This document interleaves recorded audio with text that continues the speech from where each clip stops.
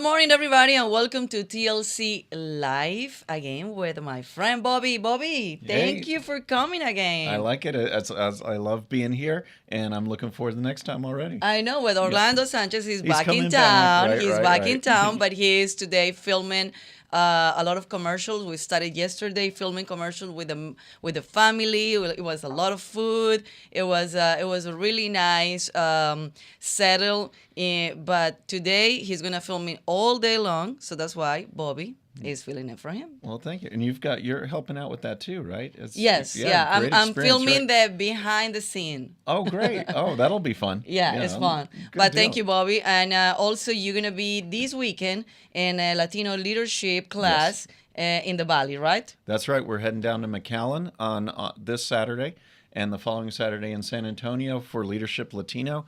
I handle the media and public speaking portion of it, but and we can talk about it some more during the program. But it's just it's free for people to just come on out. We'll put the website up in a little bit, but or we've got it right now.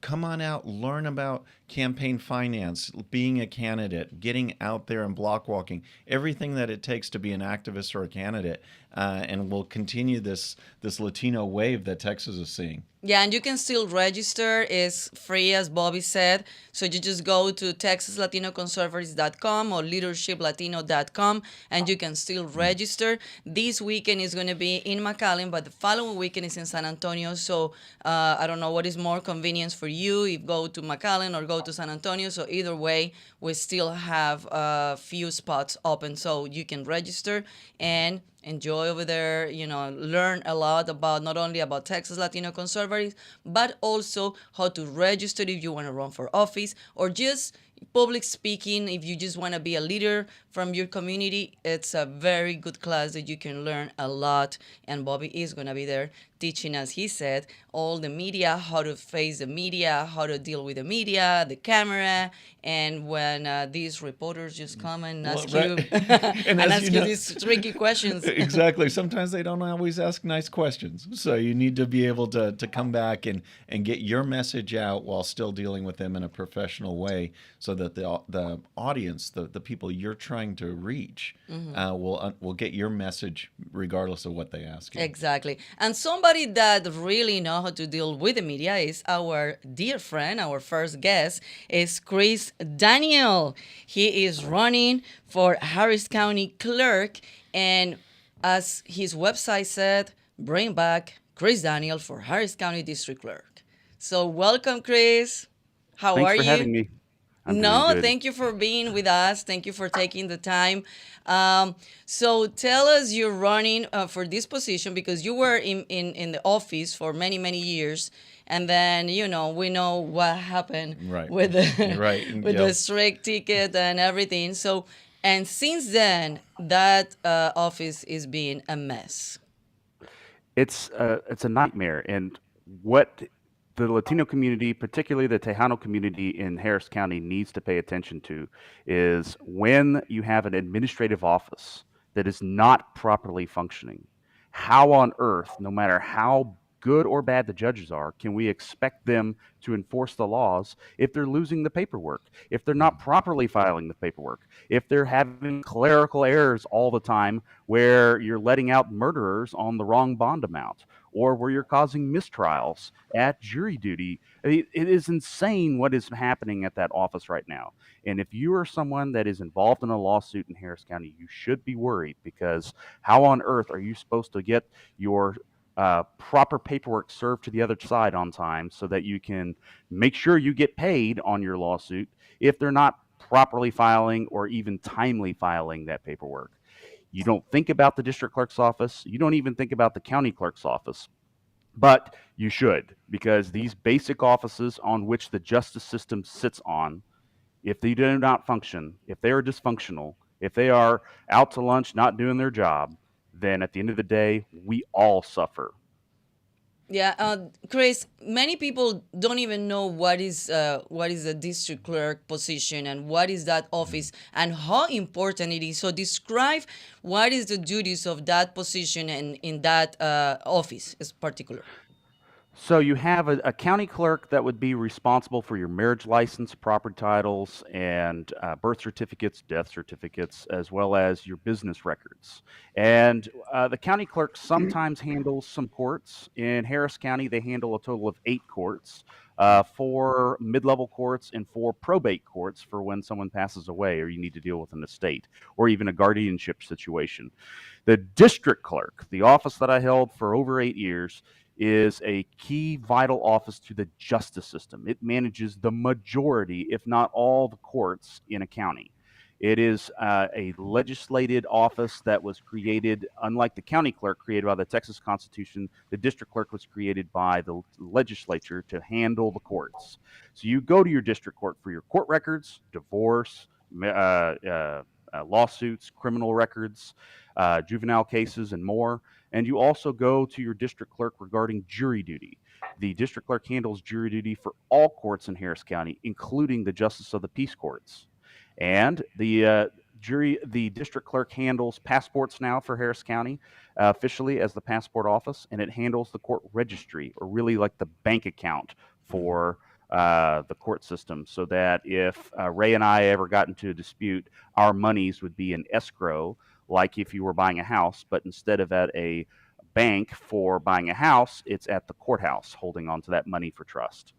These are the basic duties of the district clerk. But if that paperwork's not being properly filed, if those bonds aren't being properly filed, if things get lost, that's when you have murderers getting released when they're not supposed to. That's when you have mass errors and technicalities and glitches in the computer system where you're having defendants being released by law because the clerk screwed up. It Well, is vital that people educate themselves. You have a district clerk, you have a county clerk. They're both important, they're both overlooked, and they're both all the way towards the bottom of your ballot in November. yeah, that's crucial. I mean, people need to vote all the way down since we don't have straight ticket, and hopefully we'll be riding a Republican wave. But Chris, in your opening statements, it was fascinating how you were able to tie in what the district clerk does with public safety, with what's going on with rising crime, because that is an issue that nationwide, yes, but Fort Bend County, Harris County as well, it's a major issue on people's minds. So again, if you could just kind of reiterate that how this factors in to public safety and how it's been a mess over the last 4 years. I'll give you an example that just happened last week. All A right, yeah. gentleman was supposed to get a $150,000 bond for murder, and the clerk screwed up, left off a zero, so his bond was set at $15,000, which Oh means my he God. had to only pay $1,500 to get out of jail and commit more crimes. This just happened last week. And then just a month ago, you had during Jury Appreciation Week, where you had statements being made to potential jurors that caused a mistrial in a capital murder case. A Oh capital my murder gosh. case. If you Right. look at the statistics of what's going on in Harris County, and ever since the Democrats took over and really started even making inroads in 2016, but ever since they took over in 2018, 2019, you see a drastic spike in PR bonds, in no bonds conditions, in low cheap bonds, and anything else under the sun that's aggravating our criminal justice system as a whole, causing massive backlogs. Our jail is now overpopulated so that they're having to spend $25 million shipping defendants out. But a lot of this is the logistics. And the district clerk is vital to those logistics. If they take a leadership role and work with the judges in handling this, then you don't have these backlogs. And I can prove that because in 2013, the last time the Republicans were still controlling everything in Harris County, we actually stopped jail overcrowding altogether and had declined the jail overcrowding to a much more manageable point that you hadn't seen since the early 90s. Oh So wow. when Republicans are in office, the justice system works. Criminals are seeing their fair day in court, and if they are guilty, they're getting a strong punishment, and they're not being let out on Mickey Mouse bonds, and they're not being let out on technicalities, and justice prevails, while at the same time making sure that those who are truly innocent are getting their fair shake because courts are handling matters in a timely fashion. You're getting a full range of people showing up to jury duty, and you're having a timely court resolve its matter in an efficient manner. That's awesome. That's amazing. Hey, I wanted to ask you one other thing. Um, you know, you had this tenure, and hopefully we'll get you back. But Yep. your political career started before then. It got you at a young age, and I deal with young people all the time, and I've actually got my experience through young Republicans as Houston president and state chairman for Texas. So what drew you in? And if you could give people a little background on that first office run, so they can see your passion for public service. Well, Bobby, you and I had a mutual friend who was heavily involved in the fair tax movement. And Hmm. I got involved after I got my first paycheck from the guy. And I said, wait a minute, what's all this other stuff? I thought we agreed to, at that time, $7 an hour. This isn't $7 an hour. And he went through the list and said, well, all those pamphlets and paperwork you've been passing out for me, did you read any of that? I said, no. He says, well, look at this. Oh, oh. Well, There you how do go. I help this? I'm going to be a Republican and get more of my paycheck because this is ridiculous, the amount of taxes we're paying. So I started getting involved at the grassroots, and it Hmm. had to do with taxation and theft. And moving on from there, I got involved in education and was on the board for Lone Star College. It was my first elected office, and we helped transform what was then called the North Harris Montgomery Community College District to being one of the largest, best served community college systems in the state of Texas. And we did that without raising fees on the students and without a massive increase in property taxes, unlike a lot of school districts and other community college systems in Texas. And we focused on our core principle, which was how can we provide the best, most affordable education to those that are normally roadblocked from getting a college degree. And we focused on things like electronic textbooks way before Kindle even was thought about. These are the outside the box ideas that serve everyone, whether you're Latino, whether you're Tejano, whether you're just a gringo like me from Cyfair. It doesn't matter. You have to be able to serve everybody. And it's all about merit. Under my administration, we had the first Latino as a director in the office. It'd be the next highest position underneath the chief of staff and a director of finance, no less. And this was done based on merit, but also because we saw that we needed to make sure that everyone in the office is represented, because that's what we expect out of our jurors, and that's what we expect out of our judges, and that's what we expect out of a very diverse community like Fort Bend County and Harris County. Chris, what is going to be the biggest challenge that you're going to face in case you win? Because after 8 years in your position and you have done so many things and improved so many things, and then you're out of the office, and then it's like going backwards in that office. Now you're going to face a lot of challenges. Well, when I win, that means a lot of judges above me and below me on the ballot are going to win as well. And so the That's biggest right. challenge is how do we have a seamless transition of over 80 judges coming into the courthouse to not disrupt the justice system, not disrupt the civil courts or family courts or juvenile courts, but have so that when you are with Judge A on Monday and Judge B on Friday, that you're still getting your fair shake and fair day in court. That's going to be the biggest logistical hurdle.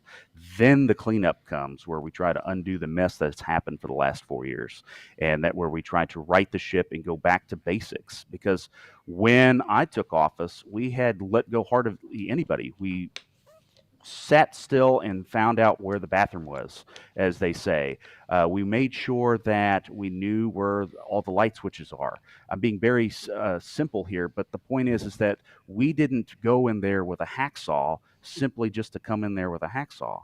We wanted to find out what was working first. Find out what the successful actions were first, and then embrace those and move on. And if stuff wasn't working, we got rid of it. Uh, Unlike my successor, who was basically handed a Cadillac and within 6 months drove it off a cliff. We have to go and step backwards in this sense and basically reinstitute the successful actions that we know make the courthouse run successfully, and run successfully even when there is a pandemic or a natural disaster. When Hurricane Harvey took out the justice system and flooded 3 out of the 4 major buildings downtown, we never Wow. closed shop, we never stopped accepting filings, and we never stopped running the courthouse. And yet, when the COVID-19 happened, it was as if virtually everything had to grind to a complete halt. Even though we had the equipment to work remotely, even though we had the equipment to accept filings remotely, it is as if they said, nope, the county judge has decided to lock the doors, and so we're not going to work. And Wow. that cost the county millions of dollars in revenue from the tax assessor's office, and it cost countless headaches with people that were waiting trial at the courthouse, whether it was civil, family, criminal, or juvenile. Wow. Well, Chris, call to action. How we can support you, where people can find you, and Yep. you have, where elections is around the corner, pretty much. A few months away from the elections. So tell us how to help. We are 97 days away from Election Day. It's closer than you think. Go to www.chrisdaniel.org to find out more about the campaign.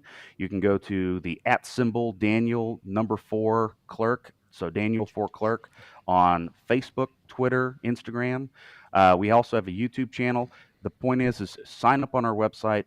Every little bit helps financially. We get our message out through the grassroots, whether it's through signs, whether it's through social media blasts. So $5, $10, $25, we'll take it all. You can donate online, but most importantly, tell your friends, hey, there is a clerk's office here. There's a district clerk and a county clerk. And if they're not working, how on earth are we supposed to stop this crime wave that's happening? How are the judges even supposed to have a ruling that's recorded if the computer system is down?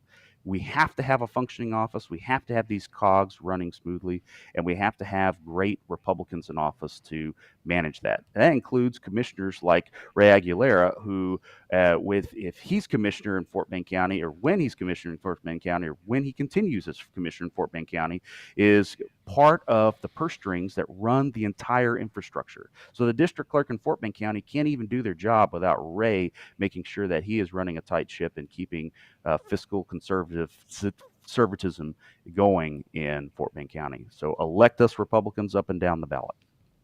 Well, bring back Chris Daniel. I know, that's right. And now he already introduced our next I guest. know, right? What a segue. Chris, you need to guest host next time. Yes, because you're gonna be co-hosting with us. Yeah. right, I know. It's like I feel in the pressure. Can we lose his feed? I mean, so that leads us to our next guest, and he's a friend of mine, and I'm, as the new Fort Bend County chairman, getting to know these candidates that we have. They're absolutely fantastic, and one of the cream of the crop, one of the best ones is Ray Aguilar. He's running for commissioner in Precinct 4. We have a great chance of winning this. I think by come January, we're going to be calling him Commissioner Aguilar. Ray, thanks so much for joining us today. We really appreciate it. Welcome, Ray. No, it's my pleasure. Thank you. Thank you very much for having me. Well, hey, man, I know you're in the campaign trail. You're kind of not your typical politician. You're really a grassroots guy.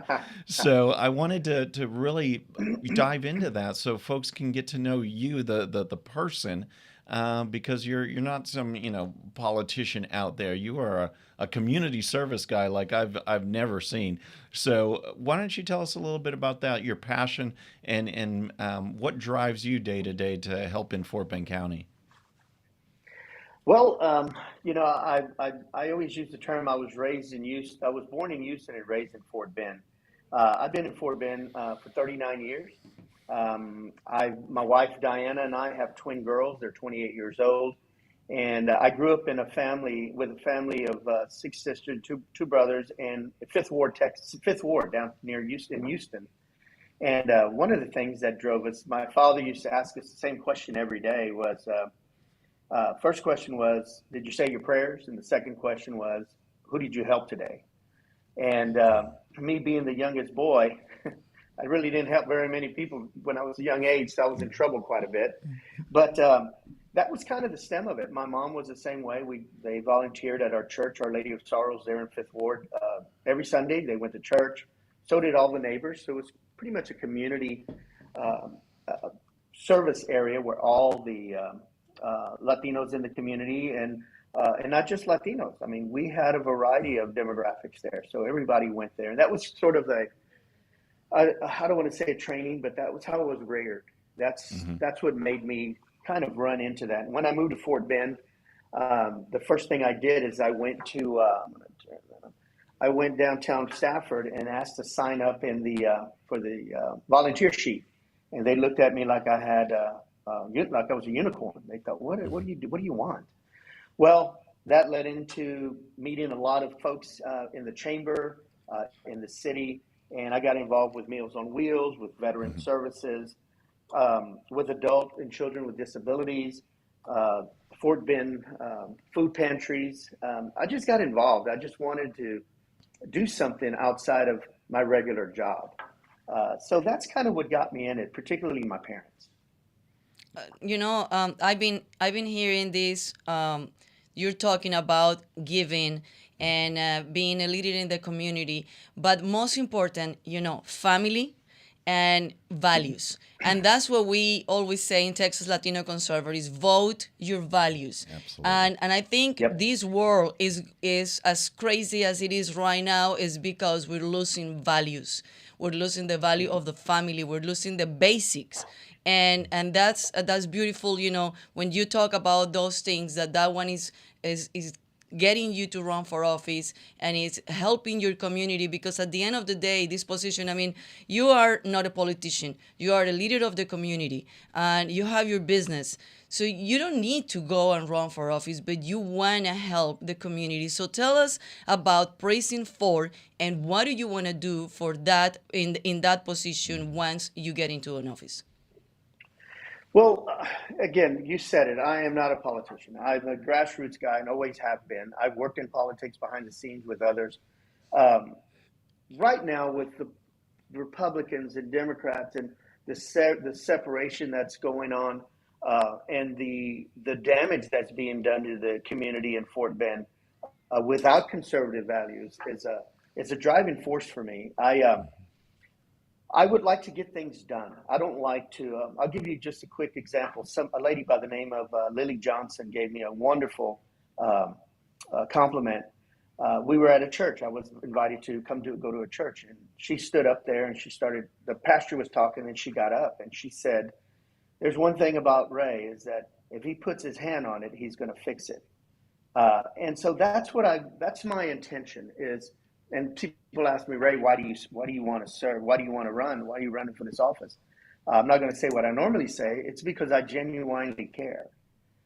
I care about everyone at Fort Bend, but I want to make sure that there is some conversations, legitimate conversations. We don't need confrontation. We need conversations.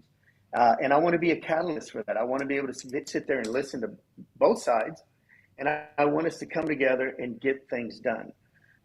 One of the things, just another quick example, I was in Commissioner's Court yesterday, and it was, well, let's talk about this that's on the agenda. Well, they talked about it. Well, let's put it on the agenda to talk about it next week. You've already got it on the agenda. You already know what you need to know. Make a decision, and let's move on. Um, I am just really, I've go to Commissioner's Court. I've been going to Commissioner's Court forever. I want to use the position as a commissioner, as a platform to just simply get things done. It just drives me crazy to sit there and talk about things and nothing happens. Yeah, Ray, just as a little bit of a background, I think this would be helpful for folks.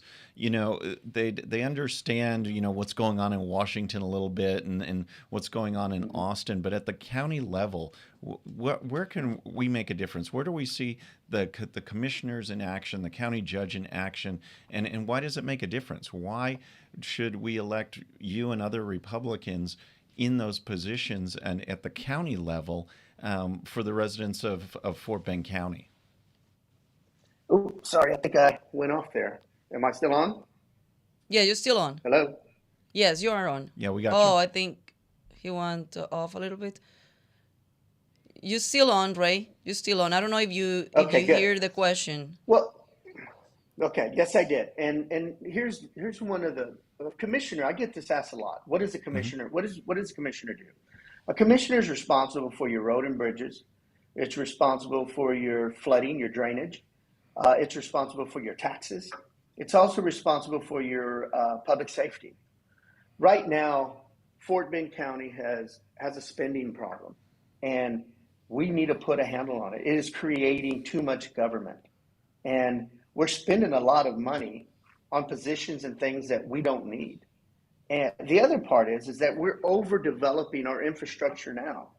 We have more development that our roads can handle, and we need to put a moderate control on that so we can take a better view of what our infrastructure. One quick example is that coming out of my home just to get to Highway 99 used to take me 2 minutes. Now it takes me 20. Oh, wow. We have to stop that.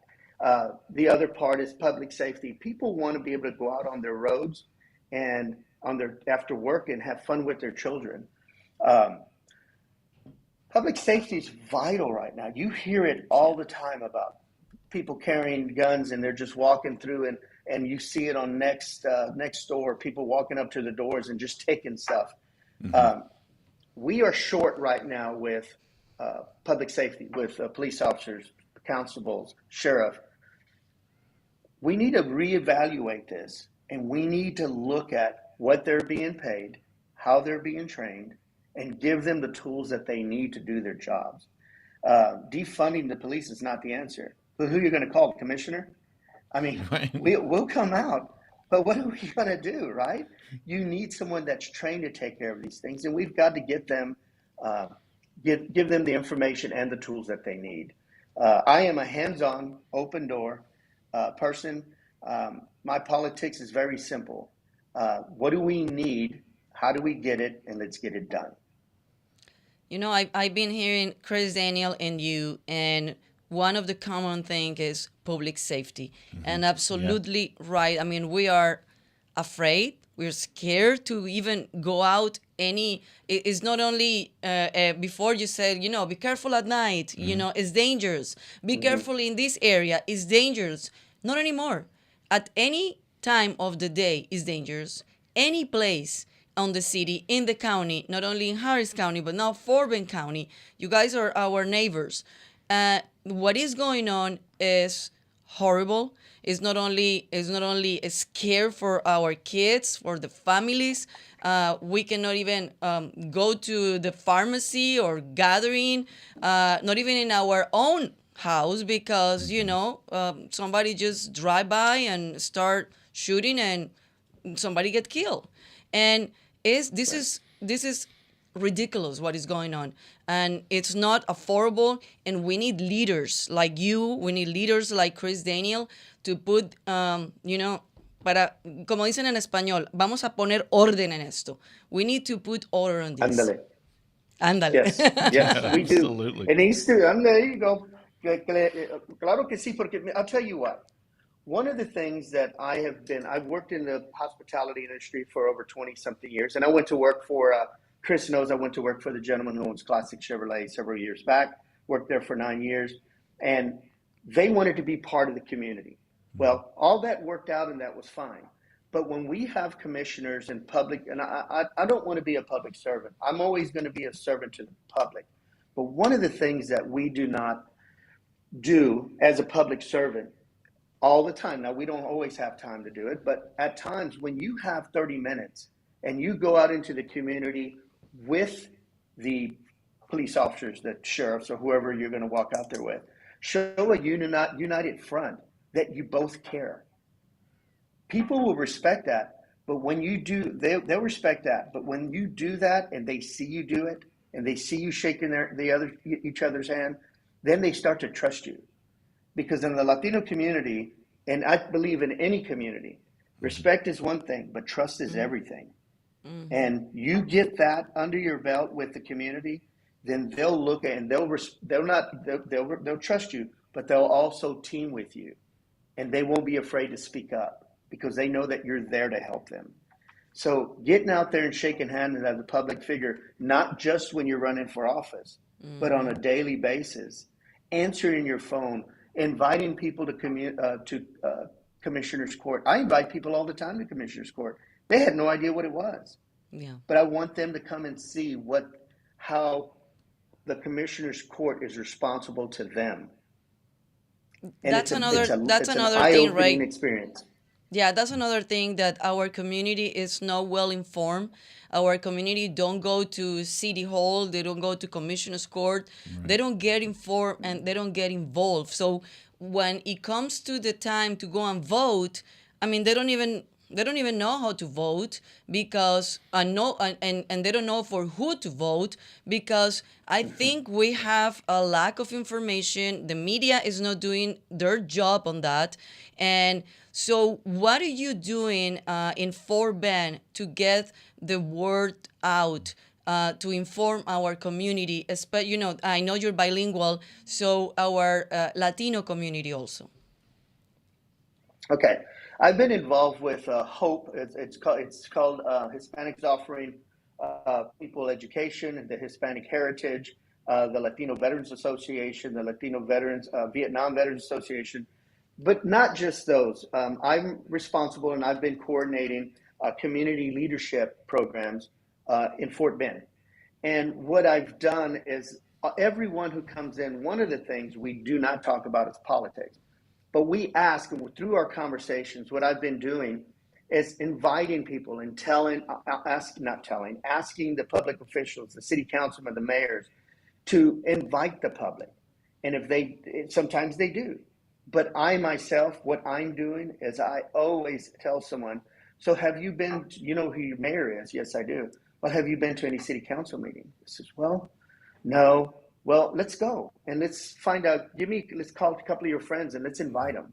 Who do you think would like to go? So I'm literally taking them to these meetings for them to see it. And what it's done, it has inspired them to get others. You need to go find this out because, oh my God, I'll just tell you this quick story. In one of the city council meetings, they had a 25-minute discussion about dog tags. And I thought, what the hell? Why are we talking about dog tags? Well, the people that were with me, they turned around. One of them said, can you move on? And I'm like, oh, wait a minute. I don't want you to have to do that. But it was true. This is their city. That is, this councilman and the mayor worked for them. They should have a say-so. And it just took, and now they go to the council meetings and take friends with them. Wow. Well, that's great. That's great to be involved. Hey, Ray, on your background, I thought one thing was interesting. We know your long work in community service, and that is outstanding. You also did work with the Emergency Management Office, which I think, in this area in Fort Bend County is very critical. What was your background there? We had emergency, we'd have a flood. You remember the Tax Day flood, the Memorial Day flood, Harvey. And even before that, there was small emergencies, tornadoes or twisters. And I just took it upon myself I heard it, saw it on TV, and I went to that location, my wife and I, just to see who we could help because the twister had torn up some homes and so forth and so on. And then we had several floods after that. And one of the judges here in Fort Bend asked me if I can help do something. So I just said, I already done it. He said, well, you did? I said, well, yeah. He goes, well, who did you work with? I said, my wife and I. Well, one thing led to another, and I was appointed and asked to work on the activation team for the Emergency Management Office. So during the floods, and particularly Harvey, Ike, I was a logistics person. I set up places and areas all over the county for collecting supplies and distributing them out to the areas that needed it. And we had everything we needed in Fort Bend. So we even went as far as going out to Beaumont. We went out to Brazoria County. We went out to Waller County and Wharton County. So it's just something that when it comes to emergencies and things like that, volunteering with them, Pecan Grove Volunteer Fire Department, you just act. You got to do something, and it just was a calling, I guess. I just got involved, and now I do it. Ok, bueno, ya, now call to action. ¿Cómo podemos ayudarte? ¿Cómo podemos apoyarte? How we can help you? How we can support you? Okay. Well, like Chris said, I mean, you can go to the ray4fortbend.com, Ray, R-A-Y, for fortbend.com. Go to the website. Obviously, I am the worst person to ask for money. But if you go to the website, it gives us opportunities to collect money and do the things that we need to do on social media with videos, with photographs and other things. But you can go onto the website and also volunteer. We block walk. I block walk every morning and every evening. If you want to get involved and you just, like Chris said, $5, $10. But if you want to block walk and help us, you can call me. My cell phone is on that website. And Ray, I'd like to block walk. We put you on a list. I have a wonderful group that works with me. Sheena Navarro is the campaign coordinator. I have JC Jatan and Tori McFarland.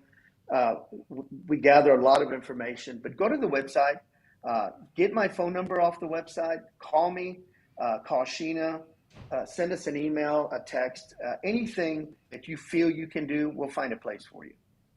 And also, Bobby, Yeah. you're helping in his Yeah, campaign absolutely. too. Yeah, we've got Ray. We'll be talking more, but this is such a crucial area because not only is Commissioner Precinct 4 winnable for us, but we get Ray elected, and we get our county judge elected, and Trevor Nels. We take back control of the county government, and all of the things that you did such a great job of outlining to people who are listening as far as county services and what needs to be done.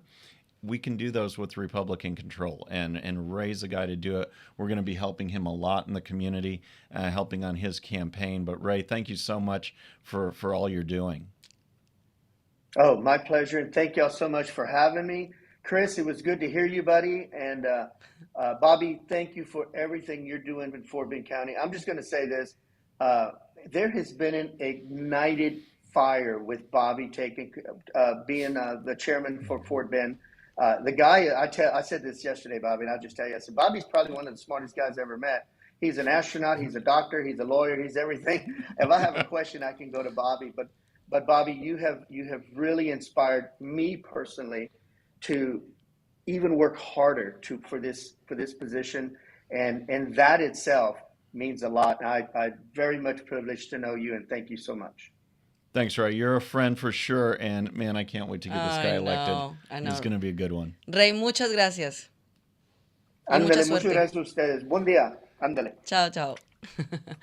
Wow, Bobby. Well, Bobby is not only being a good and amazing asset and element in Fort Bend County, but also in Texas Latino Conservatives. Yeah, thank you. I enjoy that. We And love you so much. and I appreciate you bringing me in on Texas Latino Conservatives because it's an outstanding organization. You, Orlando, all the ones associated with it. We see the results. Yeah. We see what's going on, Oh, yeah. not just down in the valley, San Antonio, all over the Everywhere. state. And it really, all the work has paid off. But it's, and what's the result? We get candidates like Maya Flores. We get candidates like Yeah. Ray Aguilar, John Lewin, and folks that share conservative values that are willing to step out in public to run for these offices, which takes a lot of work. Oh, yeah. It is a lot of work, and they're out there doing it. So the best thing we can do is support them and support Texas Latino Conservatives. Thank you, Bobby. And definitely, as we were talking at the beginning, Latino leadership is a big element that we offer, and it's classes that we offer for free at Texas Latino Conservatives. And Bobby is one of the speakers, and he's training in media, and he's helping leaders in the community and people that wants to run for office to deal with media. But not only media, it's an important element when it comes to run for office, but from A to Z, we teach you in Leadership Latino how to run for office from the moment that you go and sign for the position till how to get money, raise funds on blog walking, and everything that involved in a campaign, because it's a lot of work, as you say, Bobby. Yeah, absolutely. And again, McAllen, Leadership Latino in McAllen, August 6th, this Saturday, and San Antonio, August 13th. Just go to leadershiplatino.com to sign up so that we know you're coming. It's absolutely free. And what you get all day long will take you and give you those steps you need, not just to be a candidate, but to be at any level of grassroots involvement to make a difference in your community. Just check out leadershiplatino.com. And go also to TexasLatinoConservatives.com and become a member. It's only $35, or you can make a bigger contribution. That way we can keep doing what we're doing. Absolutely.